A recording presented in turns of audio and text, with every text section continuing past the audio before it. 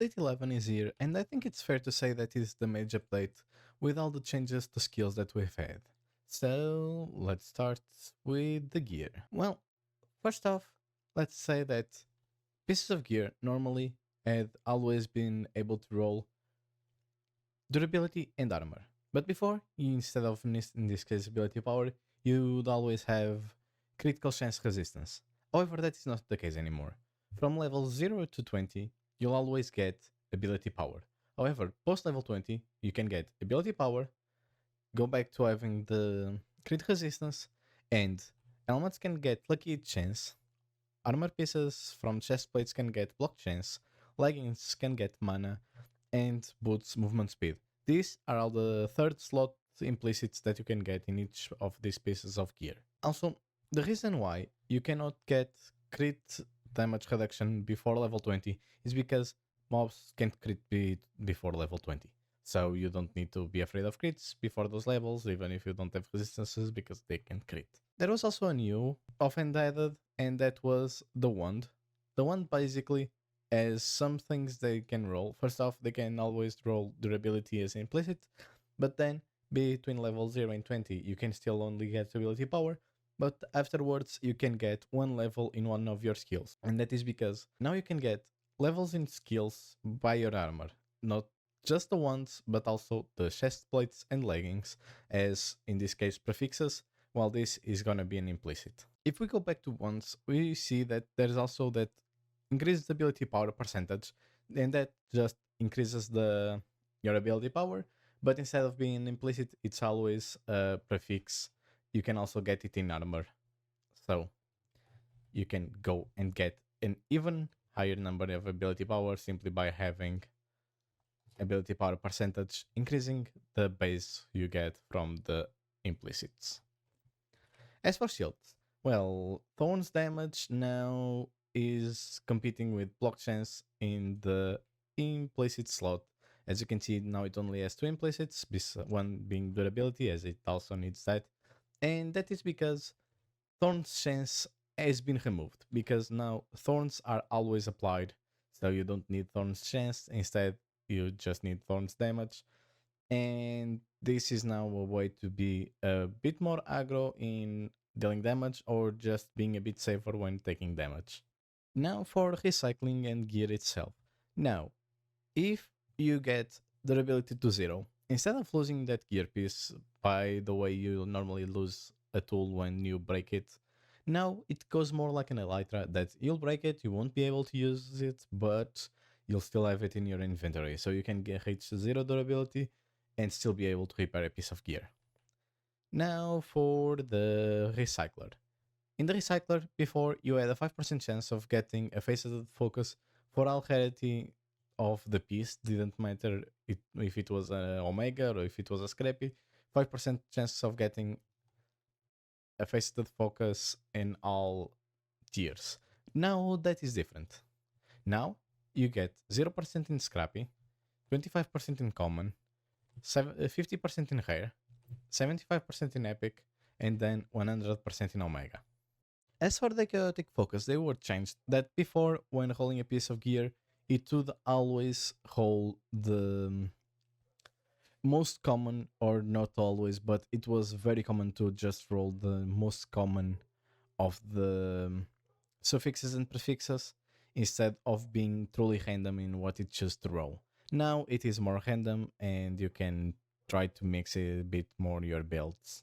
Now for the trinkets, that is a bit cursed because of the opening of the chest, but anyway, now all trinkets share the same crafting recipe in the item forge, the gear forge. Let me just show you. As you can see, all of them share the same crafting, no difference as I move the cursor, only the name changes, the rest still stays the same. However, those crafted pieces of gear, instead of having a durability of 20, it was reduced to 12, so a bit less resilient. Now, let's say you try to roll a new trinket. When rolling, you'll always be favored to get a new one rather than a dupe, as the chance of getting a dupe was decreased, and it will try to give you a new one, as much as it can before giving you a dupe.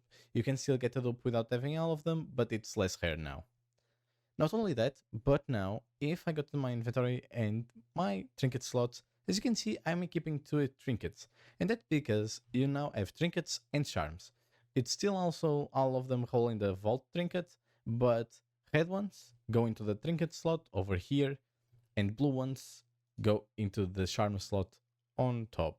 Not only that, some new ones were added, and those being Cufflinks, Spellbook, Clover, Stone of Jordan, and Wings. Those were the 5 new trinkets that were added. Two of them are for the charm slot, and 3 of them for the trinket slot.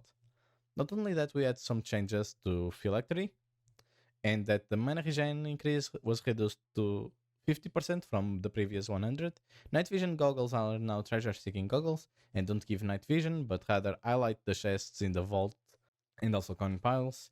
Idona's dagger doubles the chance of soul shards instead of the 250% increase they had before. So if you already have a high enough soul shard drop chance, it is a buff. If not, it's a bit of a nerf, but later into the game it will be better.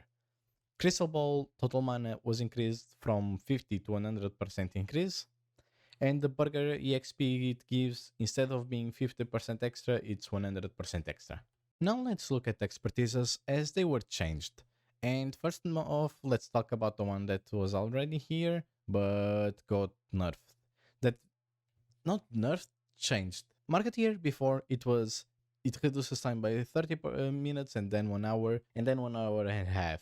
So it went from time being 1 hour, 2 hours until it reset the black market to 1 hour and 30, 1 hour and then 30 minutes to reset the market. However, that felt like if you didn't have enough soul shards and you wanted the piece of gear from the market, well, you could lose it by simply going into the vault because you wouldn't have time to go in, get out, and buy it. Now instead, during the 2-hour period of the black market, you instead get to roll the market itself. And as you can see, there is the market expertise to reroll. You can click on this button and it will reroll the items here. Not only that, but as you can see, there is a purple aura around this middle one, and this slot will always have a better deal than the others, being it rarer items or more inexpensive or cheaper items. And in this case, it's a pouch. Normally you'd have to research pouches to get this, but now you can get them in the black market. Black market was also buffed to get better gear and better items to you, and so it doesn't feel like, oh, I just got a bad deal on the 3 that it's giving me and I don't want anything. Now you might just want something almost all the time. So be sure to check your black market. For the next expertise, we have Mystic over here. Before it was a 2-level expertise, and it would be a chance to not being cursed or unmodifiable. Would be 2040, but now it goes for 12, 24, 36. It is a nerf in the first and last level. The mid level is better than the previous first level, but overall is a nerf, and I guess why it was very strong if you wanted to modify your crystal as much as you wanted with the inscriptions. It was also added a new one, being the Fortress Finesse, and that is increases a 1% chance at level 1 of getting a legendary modifier on your gear and a 2% chance at level 2. This might not seem like much, but remember that the base legendary hull chance is 3%, so if you get it at max level you go from 3% to 5%, and that is the difference between having a legendary hull 1 in every 33 pieces of gear to 1 in every 20. So yeah, it's still quite a bit. Now for the changes in the vaults. First off, let's go with the bounties, and that is to show you. As you can see, bounties now have a rarity. For example, this one is a common one, however this one is a rare one. You always had the legendaries, but this now gives you a more range for how hard the quest always will be, because okay, this much easier than get 35 knowledge essence, but the rewards here are also better than the ones over here. So higher rewards means that you're doing a higher rarity quest, but that also will require a harder task. Now, if we go and see something over here in the portal, chaotic vault or chaos vault catalysts. Before, you place them on a crystal and you'd get a crystal with 30 modifiers. Now, that didn't feel that chaotic, so instead, now you have a chance going from 30 modifiers to 50 modifiers. So yeah, you can get a 30 on the low roll or a 50 modifier vault on the max roll. That should be fun. And going back to where we were, also we can go here into the crates I have placed, because this is the order of the quest rewards being the best for Scavenger, then Elixir, then Guardian, and then Monolith being the worst out of them. So yeah, doing a scav will be the best. Completing a scav will give you the best rewards. Completing a monolith will give you the worst rewards. Still, even completing one of these is having rewards, which is nice. Not only that, but all of them were buffed so that completing a vault now feels even more worth it than it was before. Not only that, but objectives themselves were also changed. Now let's say you're doing a monolith and you need to find these monoliths. Now the number of monoliths you need to find has been increased, but the monoliths number spawning inside the vault has also been increased, meaning they are more frequent. Now for elixir soulstones, for elixir lodestones, those are also more frequent, being twice as frequent as they were before. And the obelisks, now, as for guardian hands, now obelisks can only spawn between 5 and 7 guardians instead of the previous between 5 and 10, making it maybe a bit easier, but I can't say if it was needed because I have never done any obelisk hunt yet or any guardian hunt yet. But if the change was made, I think it was for the better. Now let's talk dungeons. The previous way we knew dungeons, well, they are dungeons no longer, they are now rare POIs that you might find just like any other older regular POI. As I said, just a bit rarer, and their spawners are now fizzle spawners. Now, you have this door, and this door tells you a bit of how difficult the dungeon will be and what kind of mobs you'll find inside. This one should not be an easy one, this should be a rather harder one, and it's gonna be a piglin brute so kind of dungeon. You can also always find out what kind of mobs are inside of dungeons by pressing the key for the new bestiary and go into dungeons, and you can find the mobs that are inside dungeons. Yeah, so yeah, now there is a bestiary if you ever needed to go and see which mobs are inside the vault. But anyway, let's open, and this is an extreme difficulty. And as you can see, a corridor was formed, and I have the choice. Okay, am I gonna do this, or am I just not gonna and walk away? Let me just put it on easy just to show you. Right now I'm on peace. I was on peaceful, so I want to go and fight the dungeon.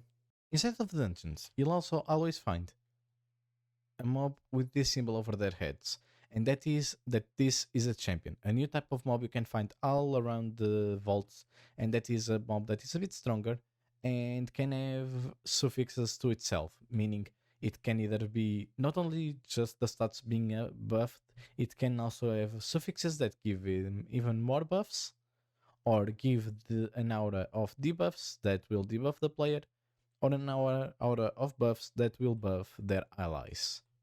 But in exchange for all these buffs, when you kill them, let's see how much this takes. Oh, do you see the HP not going down? Anyway, I'm gonna kill him and show you the rewards. As you can see, once you kill a champion, they will drop a lot of stuff. They can drop from coins as you found, pieces of gear, and just rare goodies overall. So if you find them, if they are not too much of a problem like this one would have been if I wasn't in creative, I would have run and wouldn't even get in on this dungeon. Fight the champions, they will give good rewards. In this update, some new teams also have been added, And one of them, for example, is the Blood Moon. And that is a theme that once inside, you'll have a higher chance of finding black opals and alexandrite. And honestly, in my opinion, that's amazing. Having a team that gives you better, not better, but more of an item where it's easier to find that type of item inside of that type of vault means that these augments now have a better use to them, and it adds a new layer of complexity and playstyles into the vaults and vault crystal creation that wasn't there before. And I don't know, having a bit more complexity that you can opt into is always nice in my opinion. Not only that, but the challenge rooms, two of them have also been modified, and that is to keep up with the changing the challenge rooms in a way that they are not just a chore to do and annoying, and instead are challenging but fun. Not to mention also give good rewards. And the times and the ones that got the changes this time are the Dragon Inscription, the Dragon Room, and the Wild West Room. And that both of them now have slow fizzle spawners, and for the Dragon Room, now it only has a one deep layer of sand instead of various, so that you cannot just dig down, fill a mob into a hole you dug. Instead, now you need to fight them or use your skills in a way to loot without fighting them. But no longer you can simply push them all into a hole and forget about them. Inside the vaults, normally you can find this pylon. However, there's a new type that I have not been able to find, as they are rare and just uber pylons. They are just like regular pylons, but they have much more intense particles and beams of light around them to say, hey, I'm better than the other ones, I give you better buffs for longer duration. So be sure to pick them up and go on your merry way, searching for whatever it is you need inside the vault. Remember this room over here, where you just find wooden chests in the middle of the sand? Well, it got a bit of an upgrade. And that is to say, it is not the hardest room in the whole game, and for a good reason. Before, you'd have yellow concrete, but now it is treasure sand, meaning that you get a lot of goodies each time you just mine a lot of this sand. Not only that, but don't expect to see the same loot table as the treasure sand inside of treasure rooms, as this one is a bit less overpowered than that, because if it was that table, oh god, you would be swimming in ores and gems. But no, this one has a lot more varied stuff and can be a lot more useful stuff from, as you can see, chromatic iron, bounty pearls, even soul shards, copper, how are those called? Catalyst fragments, and I think you can even drop gear. Let me try and find out. Yes, you can drop gear from this sand too. But remember to bring a shovel, and maybe more than one, because I'm not even halfway through this. I'm not even halfway through one of these quadrants, and I have already spent more than half of my shovel. Now let's talk talents. But before I do, let me just say that two new effects have been added. Vulnerable, that with each stack it amplifies the damage a mob takes by 10% from all sources, and Shield, that before, if an enemy was slowed, it would be the same as being shield, but now slowness and shield are two different ones, and that is because of this one over here. Only shield mobs can get frostbitten, not slowed. It's just to make slowness a bit less overpowered, and just to add an effect to the shield, so it doesn't just ruin a bit of balance by, for example, in the previous case, slowness cloud would make us frostbite, and that would have been too overpowered. Now, for the changes. First off, frostbite now has 8 levels instead of the previous 4, and when a champion is taken out by frostbite, instead of being downed instantly, they take 25% of their health. Now, Witchery. Before, you'd only get extra soul chance while you were above 80% mana, 100% mana, but now it's 80%, so you can still use skills and not be penalized by witchery. Dazed got his damage increased to stun targets. Now, Fatal Strike and Cleave don't proc together, or they proc together, but if you proc Cleave and Fatal Strike in a lucky hit, only the mob that is being hit by the sword takes Fatal Strike, and the Fatal Strike does not calculate to Cleave. Blizzard was also buffed by 5% at all levels, and the name now is Blizzard, before it was Frozen Impact. Now for skills. Skills, some were added, some were removed, some were changed. But I think it's too much to do in this episode, so I'm just gonna tell you what was removed, what was added, and what was changed.